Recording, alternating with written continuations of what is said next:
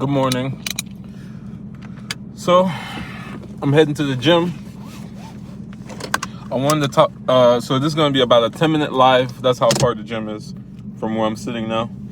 So I wanted to touch up on real estate, 401k, and something called HSA. So the real estate, especially if you're a common person, right? Common man making about $40,000, right?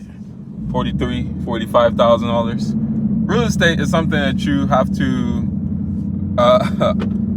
figure out how to acquire. Like, you have to go on a venture to acquire. Although when it comes to 401k and HSA is and 401k is something a lot, I'm not gonna say many or most, a lot of companies offer HSA and 401k matching. If you don't have either one, you can still open it independently by going through a bank. Anyways, so let's start with a 401k. Well, let's start with real estate. In my previous videos on Instagram and so on that I'm gonna bring over here and cut up as reels, I explained how if you buy a home for $400,000, right, and you pay like normal, how you're supposed to pay, you will buy the bank or the loan, the owner of the loan, 2 homes. So if you buy a home for $400,000, you pay like what you're supposed to pay over 30 years. You know, you're at a 30-year loan. Not saying 15 years. At a 30-year loan, you'll be spending altogether. That package is going to be worth $750,000. So you would have. Yeah, $750,000. So you would have paid $350K in interest. All right. And the way you can figure this out, easy, just Google amortization. You know, amortization shows that, let's say your mortgage is $2,000.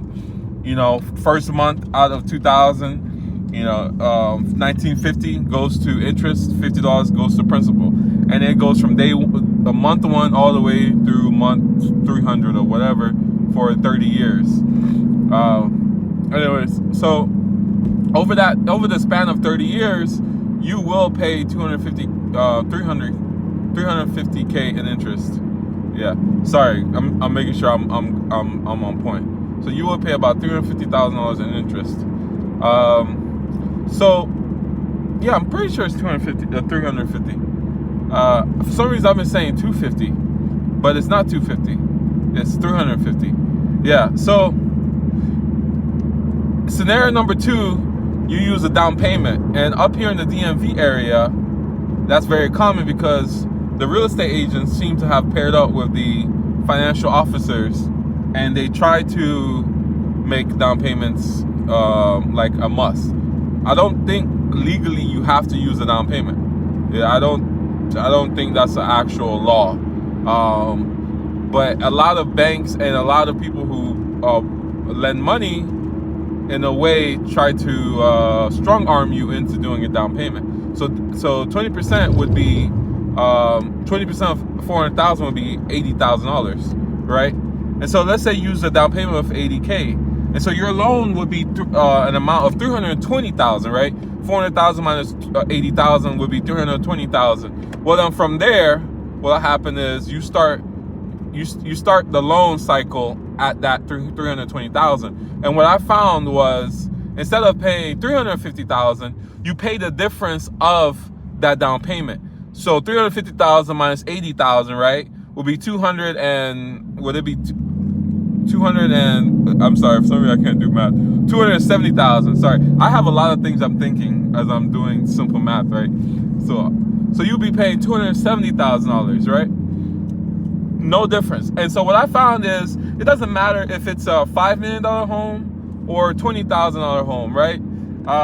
That same math applies because of the I'm gonna just say the equation that they use for the amortization calculator, how they set up the amortization. So and that's a trap, because if you have $100,000 that you could use to buy a home as your down payment, right? Instead of buying a $400,000 house, most people are gonna buy a $500,000 house, right? And this is why a lot of people get into a lot of debt. There is the student loan debt, crisis, right? Which is different because that's the generational, let's all go to college so we can be better than our parents. Now, for this type of debt is, I would say, lack of financial literacy. Because let's say for cars, right? You're only supposed to buy 30% of your income, right? That's how much car you can buy. Really, it's 20%. 30% is like pushing it.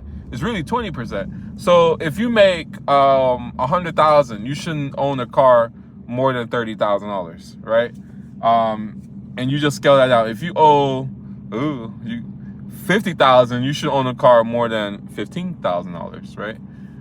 And so on and so forth. Anyways, so moving on. Then the last scenario is, let's say you bought a home for $400,000, right? And you have $80,000 to use as down payment. However, you're able to find a loan that either takes care of that for you or, you know, just has it a part of the loan package, like I did.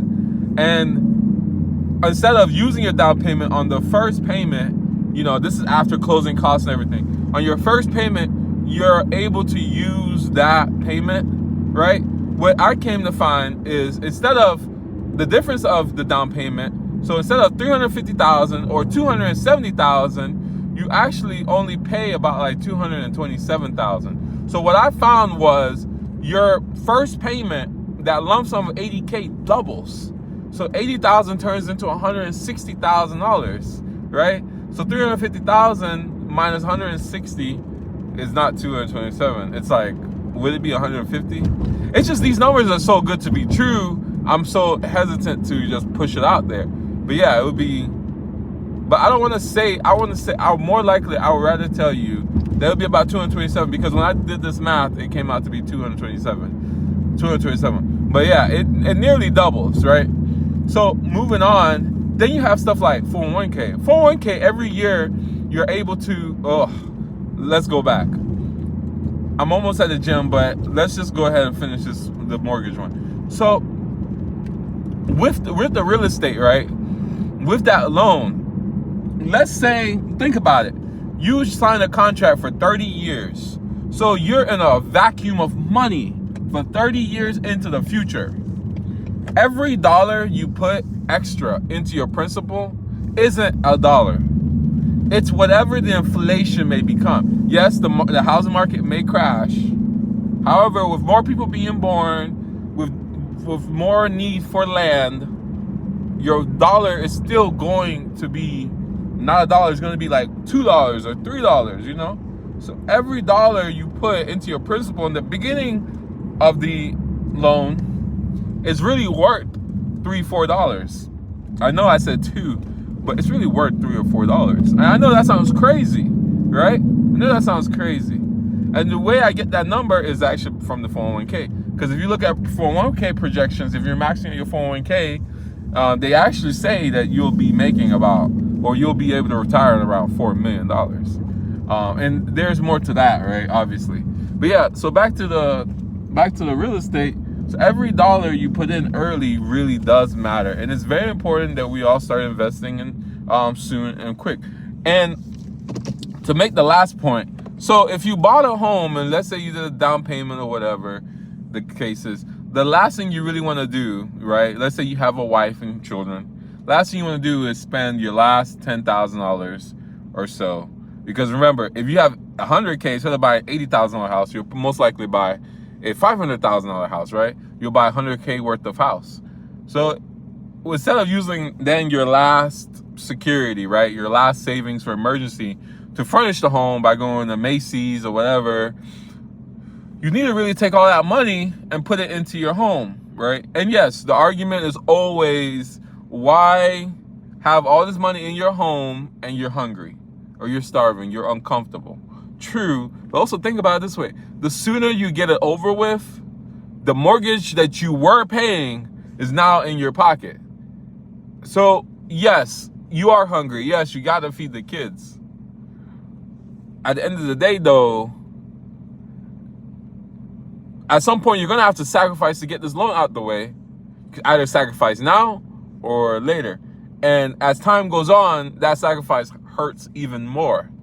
Because when your kid's 5 years old versus when your kid's in high school trying to go to college, it's it's either like, oh, diapers, but we could wear, this sounds disgusting, but diapers or like a towel, or we talking about ITT Tech, no offense to ITT Tech if they're still even around, or, Alabama University, because I grew up in Alabama, So Lawson State or Alabama University. Up here, Nova Community College or Townsend Community College, right? Or Townsend is not even community. It's just a smaller school. Or University of Maryland or George Mason, or American University or New York, would it be New York University?